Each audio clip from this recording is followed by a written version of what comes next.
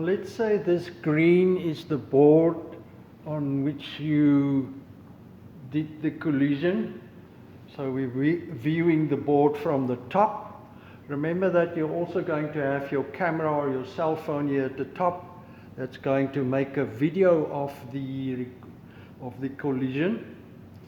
This is a ruler. You need a ruler on your board.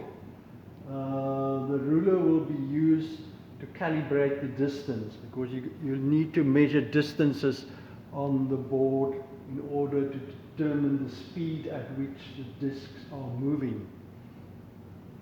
So let's say the target was there and the striker was here, and you shot the striker towards the target, and after the collision they separated like that. Okay. So let's say the target started out here, it moved up here, the striker. The striker started out here, it moved that way, and the target was here, and after the collision it went that way. So the target went that way and the striker went this way. So let's give these indices. The 1 indicates that it's before the collision, and the 2 indicates it is after the collision.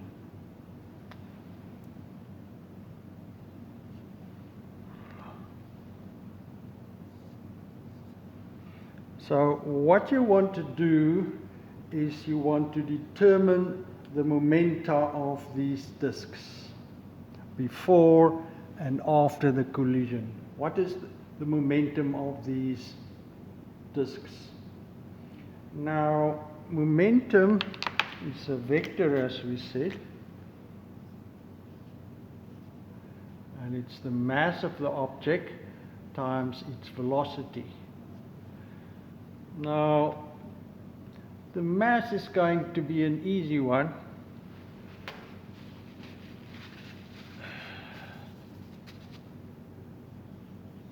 The mass of the disk you're going to determine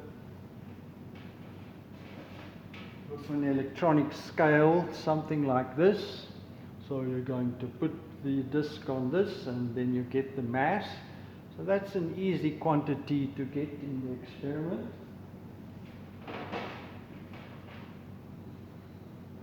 Now the mass is a scalar, it's no direction, so the momentum and the velocity of the disk are in the same direction. This doesn't influence the direction, of course it's a scalar, no direction associated with mass. So, okay, what did I want to say? So before the collision, we want the striker's momentum, and after the collision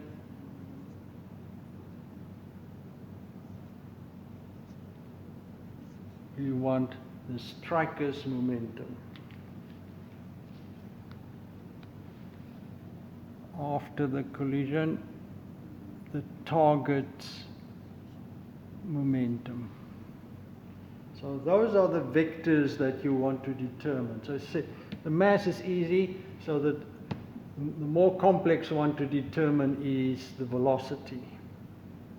So how do you determine the velocity? In the velocity you're going to determine using the software on the computer. So you're going to use that software to determine the velocity of the striker before the collision, the velocity of the striker after the collision, and the velocity of the target after the collision. And those velocities times the mass will give you the momentum of the various disks before and after the collision.